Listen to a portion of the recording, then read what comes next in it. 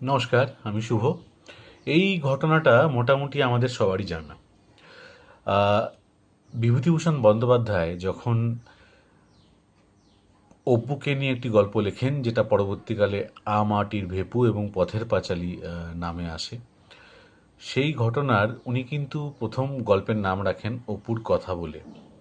তার কারণ, ওই বইটিতে শুধু অপুর কথা নিয়ে লেখা ছিল, সেখানে দুর্গার চরিত্র উনি দেননি।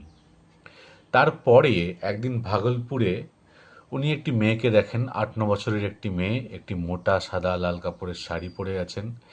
দারিদ্র মেয়েটির মাথার চুল থেকে পায়ের নখ পর্যন্ত উস্কো খুস্কো চুল, ভীষণ দারিদ্রতা, যাকে দেখে বিভূতিভূষণ খুব মায়ায় পড়ে যান এবং উনি তখন সিদ্ধান্ত নেন যে এই মেয়েকে কোনো না কোনো গল্পে রাখতে হবে।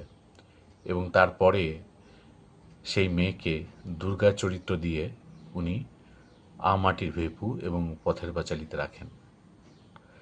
এরকমই অনেক ছোট ছোট গল্প, অনেক তথ্য, বিভিন্ন রকমের জিনিস জানতে আমাকে প্লিজ লাইক, কমেন্ট আর ফলো করে রাখুন।